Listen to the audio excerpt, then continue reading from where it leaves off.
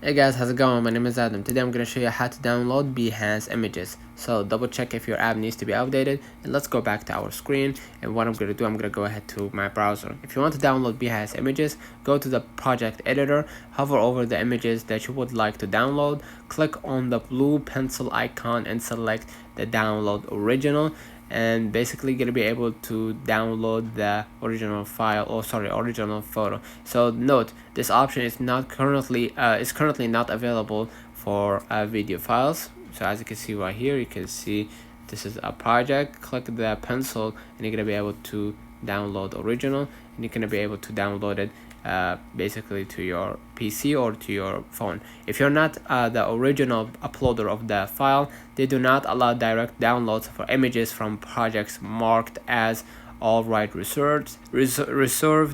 And if you're interested in obtaining these images, please reach out to the project's owner. So let me know in the comments if this video helped you. Don't forget to like and subscribe. Turn on the notification bell to receive every video we upload. Thank you for watching. See you in the next one.